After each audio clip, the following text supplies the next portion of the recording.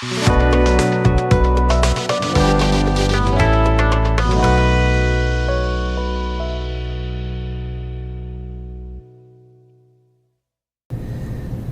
is September the 31st. My name is Mew Ferguson, and we're going to talk to Mr. Reverend Mace Johnson from up on 16 North. And we're going to ask him, first, will you tell us about yourself? I'm the youngest of a family of 10, and I was born and reared in Wilkes County. Talk to me about your parents, your family, and where you live. I think you just... My father's name was John. My mother's name was Lou Ellen Johnson, and we lived in the Wilbar community, Highway 16 North. And how old were you when you joined the service? I was 19. How about leaving a little bit of pause in between there, because the editor, it makes it easier for her. I guess it's her and his wife. So how old were you when you joined, and were you drafted? No, sir, I volunteered. I was 19. What was it like going away from home? Quite an experience for a young fellow who's never been away from home. And the branch of service? 187th Airborne Division, Regimental Combat Team. How many jumps? I have no earthly idea. I had gone to jump master school, and I do have a star on my last issue wings. And where did you take your basic training? Fort Campbell, Kentucky. Where did you serve, and did you receive any special medals or recognition?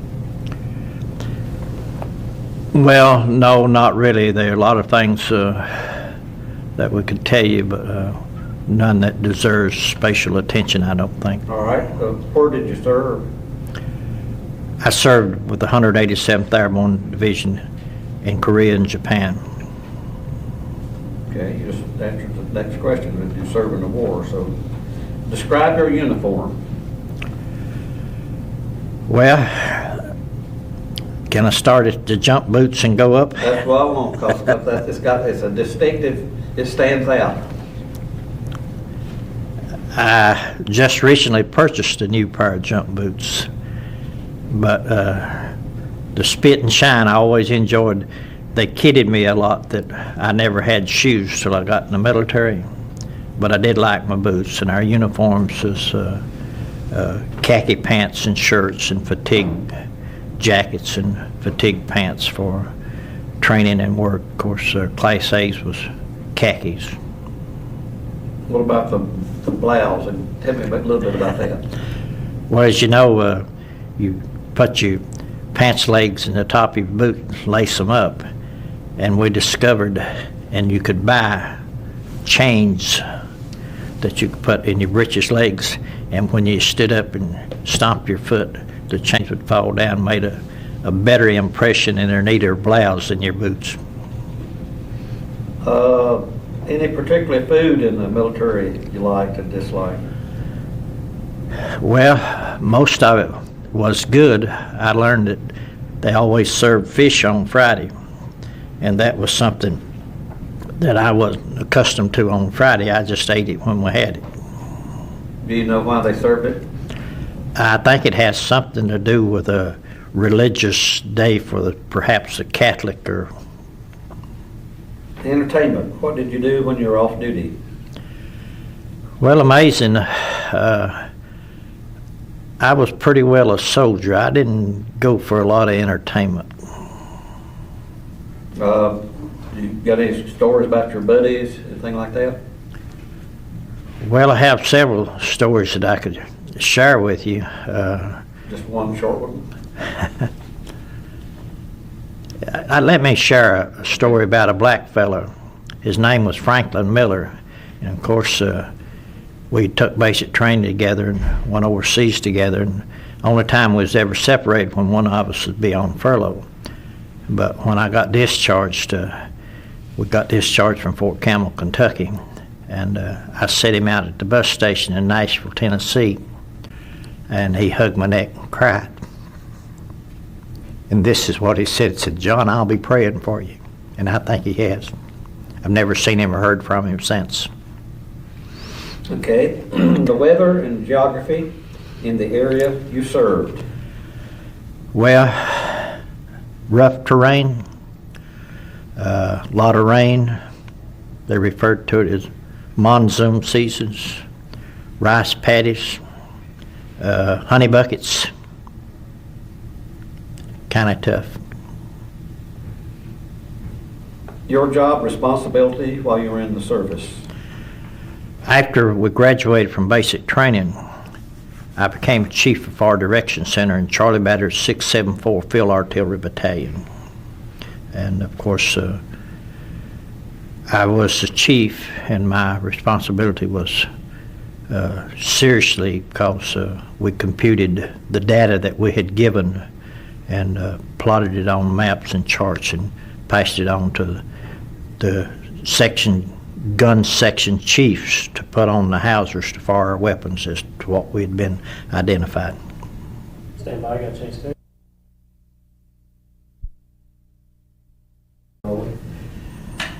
Okay, what were you doing when you heard you could go home? Well, we were now in Japan, and the 508th was going to come over and replace us. And the reason I share this with you, I was involved in a rather unique and serious situation. We were going to fly home on C-124 Globemasters, and we were the first unit that had completely or was going to completely exchange with another one. They called it a gyroscope operation. And of course I was delighted to come home, but I wrote my mother a letter, and even with the ordeal that we had, I beat my letter home. We left Ashia Air Force Base in Japan, and I'm not sure what day of the week now, but perhaps the middle of the week, and we flew to Hawaii, and we refueled and ate, and we took off in 15 minutes this side of the point of no return from Hawaii to California. We discovered engine problems with the inside right engine on the aircraft. Shortly after it quit, we knew that C-124s had a lot of trouble. We knew that they could fly on two engines, one cut on each side. We didn't know that they could fly and would fly of any distance and maintain their altitude on two engines that was not operating on the same side. And we were told that the captain, which the next morning after we finally got to California, was a colonel and was awarded the Distinguished Service Flag Cross. We were told that he had been instructed to ditch us any time that it wanted to. We felt like we lightened the load on the aircraft by throwing everything out that we had, our duffel bags and our possessions, that it would help us to at least maintain our altitude. We discovered that we were losing altitude and could not gain altitude. And we're to land, I believe, if memory serves me correctly, at Camp Stoneman, but we could not make it across the mountain, so we landed at another Air Force base. And when we did land, touch down, the right tires on the same side of the aircraft the engine was out on blew out, and we was off the runway, and they had to chop us out of the thing to get us out. And so the next morning we were on another C-124 coming to Camp McCall, South Carolina. Okay, what was your homecoming like? My homecoming was probably a little different from most. We got to Fort Bragg after we left Camp McCall, South Carolina, and we were told that we'd have a 30-day leave on Monday. I've never been away from home till I went in the military, and so I'm not too acquainted with where I'm at, but I know if I can get to Winston-Salem, I can get home. So on Saturday afternoon, I suppose it was, we were to be free till Monday and they was going to give us leaves. I talked to some fella and he told me that I could get a cab and get off post. And I asked him which direction would you go to Winston-Salem. He said go up 87 towards Sanford. So I got me a taxi and got off post. And a lieutenant picked me up and brought me to Greensboro. And then somebody picked me up and brought me to Winston. And I came to North Wilkesboro on Wilkes Transportation bus. Doris Blackburn was driving it. But anyway, I had a sister lived on Flint Hill, and her husband took me to see my mom and daddy. They're up in years, they're old. Mom's out at the barn milking the cow, and my daddy is sitting in the house shaving. And it was quite a unique experience, one I shall never forget and be grateful for. Was your job waiting for you? It probably was. I didn't want the job that I had anymore, so I never went back to see if it was or not. How did humor help you get through your service, spiritually, family, and friends? Well, I had been reared spiritually. My mother was a dynamic Christian. My dad could not read or write his name. But I had a brother who had been killed in Italy in February of 1944. And that had always bore on my mind. Do you have an opinion on about war on terrorism? Yes, I do. I am a strictly military person. Things have declined spiritually, morally, intellectually, rapidly for years. Unless we take a stand, it's going to get much worse than what it is now. How do you feel about opposing viewpoints of the current war on terrorism? Well, those who oppose have never been involved or engaged in anything that was serious to them giving their life for their moms and dads and brothers and sisters and folks back home. Does the American opposition weaken our efforts in Iraq? That's a tough question for me to answer. What are some advantages of being a veteran? Well, of course, I belong to Post 1142. There's many advantages, and I joined 1142, had been intending to for a long time, and we haven't made mention that I've been pastoring a church, been a minister for 40 years. But I had a dream one night, and dreams have always been inspiring and important to me. I dreamed that I had passed away and that I was being buried in my military uniform. And the honor guard at Post 1142 was carrying my coffin with my body in it, so I decided that was time for me to join. What are some of the disadvantages?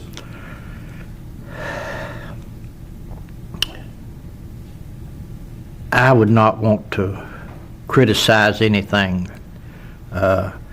Perhaps we've not gotten everything that we've been promised, but I would not want to be critical of our military.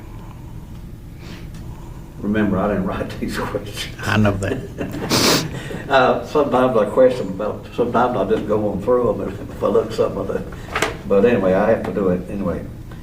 Favor, what do you feel is important to the future generations in this interview? Well, If it can be of inspiration to anyone who may see or hear about it, we need people who are willing to risk and give their lives if necessary for the freedom that we have enjoyed, that has been paid for by those who have saluted the flag, served beneath the flag, and those whose coffins are draped with flags. I'm gonna add this, but how do you feel about the patriotism of the people now that show disrespect for the national anthem and stuff like that? It's very disturbing to me. And personally, even though I'm a Christian, I guess if I was given the authority, someone would wish they was very patriotic. Okay.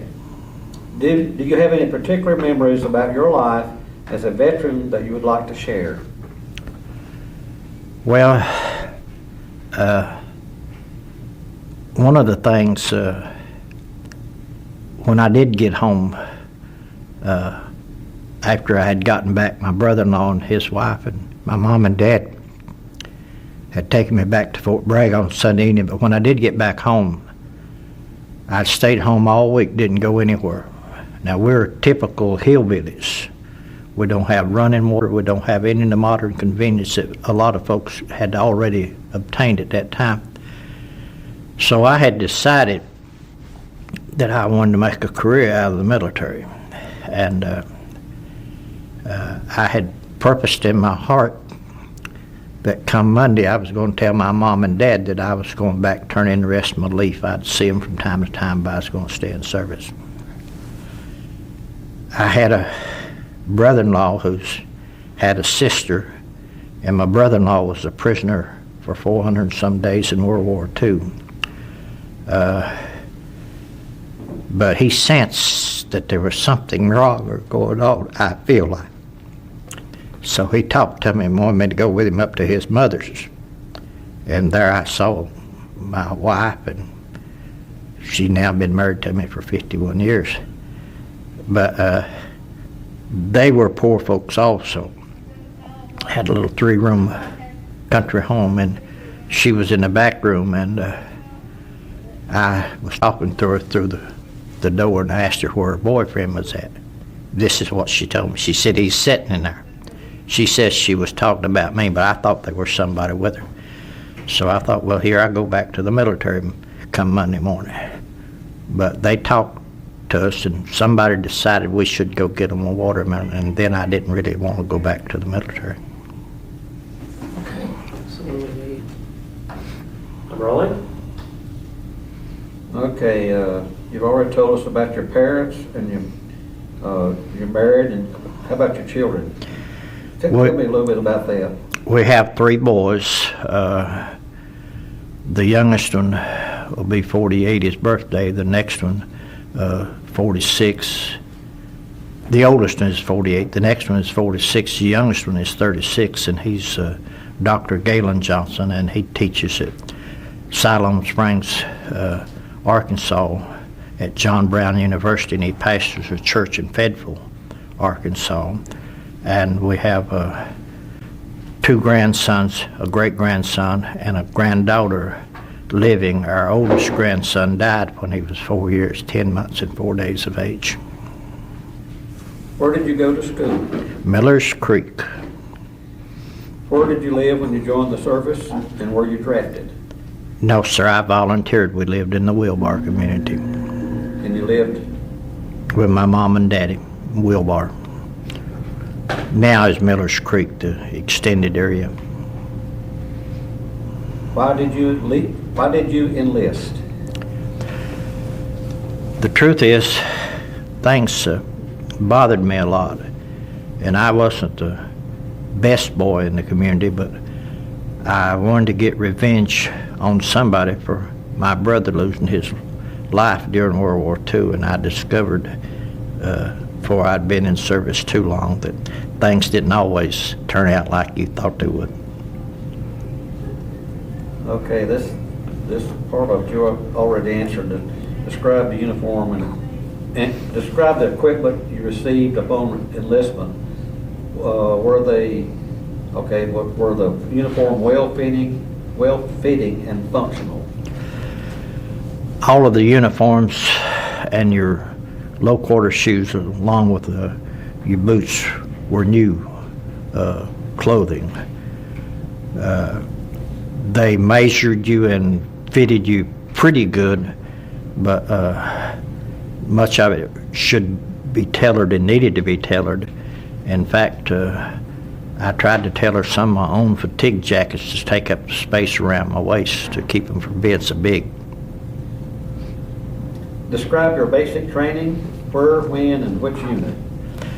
My basic training was in Fort Campbell, Kentucky in 1953, and there was 16 weeks of airborne training. Of course, we trained for the artillery, but our weapons were M1 rifles, and we did a lot of marching and things that's common to the military, but I thought we did more than we should have.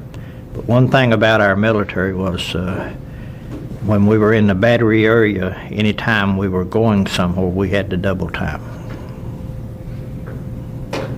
Describe a typical drill. What did you do? On what weapons were you trained? Well, again, we were trained on M1s. When I was overseas, my personal weapon was a carbine rifle, and I had a .45 pistol. But we did everything that everybody else did in marching and training and stuff with our M1s. How often and how many hours per day did your unit drill? Usually we were awakened early, and most of the time never were we able to be in the barracks and have a shower and be in our bunks before 10 or 11 o'clock at night. In fact, they had told us that they had to give us 2 hours, I believe it was, of rest a night. Other than that, they had us for 22 hours if they needed to and wanted to and thought it was important for our training. Was the training adequate, worthwhile? Were you busy most of the time with training? Training was a major important part of my service, and it did me much good, and it helped me to respect other people. What type of recreational activities did you have? Well, the only recreational activities that I ever had, they did have ball teams and things, so you could get on special duty if you was good enough. But I learned, and I had no earthly idea what a golf club or a golf ball was, but I learned that you could go to the NCO club and sign them out, and you could play golf, and I didn't know anything much about it, but I tried it. How many years did you serve? 3. And in what unit did you serve? What was the unit's mission? What was it trained to do? I took basic training with the 89th Field Artillery Battalion. After jump school, I was assigned to the 187th Airborne Regimental Combat Team, Chief of Ordnance Direction Center at Charlie Battery, in which I spent the entire remaining time of my service. Were you deployed? Where? How long? And the conditions? I was deployed in 53, and I never shall forget when we docked in Yokohama. I couldn't tell who was who, whether they were north or south. Did you have any dealings with the ROC soldiers? Did they serve in your units or anything like that? Not to my knowledge, no, sir. The Korean War was the nation's first major armed conflict after President Truman desegregated the armed forces.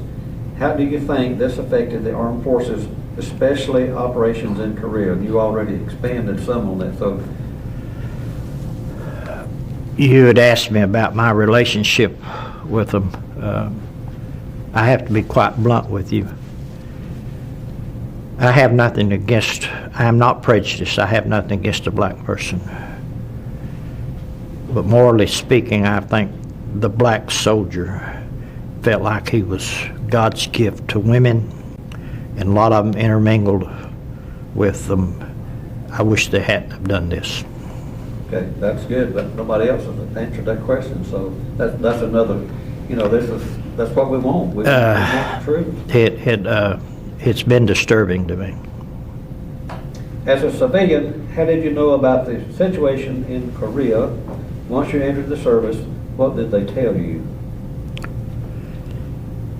Well, when we were in training at Fort Campbell, Kentucky, we did have some NCOs for platoon sergeants that had already been in Korea. And one in particular who had what he claimed was pickle goose ears that he had personally cut off. And they let us know that when we got there, there's a good possibility some of us wouldn't be coming home.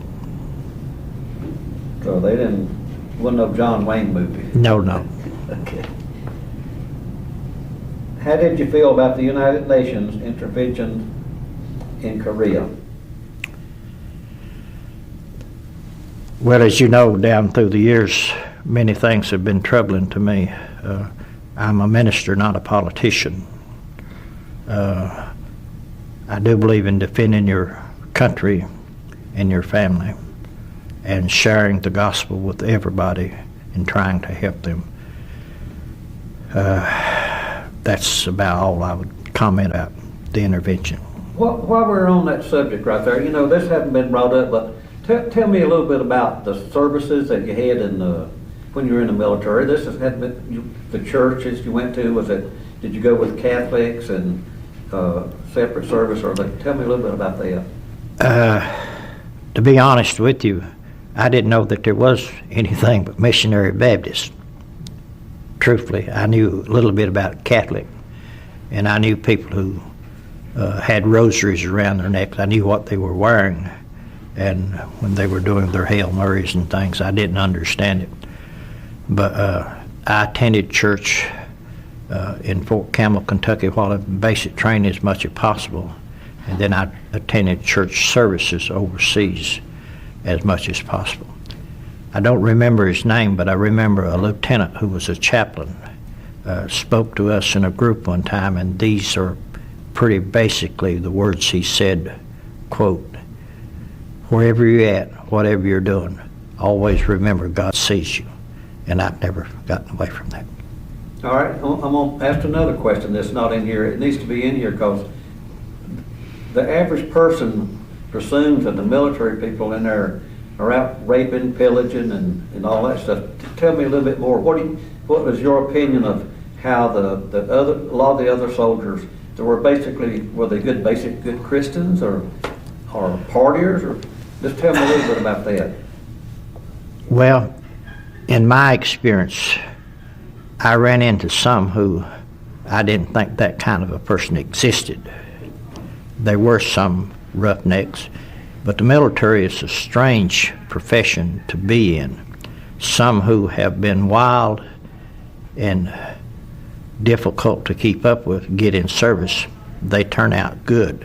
Some who go in who have been good turn out bad, become alcoholics and things. And I had been exposed to alcoholic beverages, but I never cared for it. I wish I had never seen it, wish I had never drank any, but I did. But it wasn't. And in my ministry, I often refer to beer and stuff, especially Budweiser. It's not Budweiser. It won't make you any smarter. It's Bud Dumb. Miller High Life is Miller Low Life. And I have names for about all of this stuff, and I think they're more fitting than what they are called.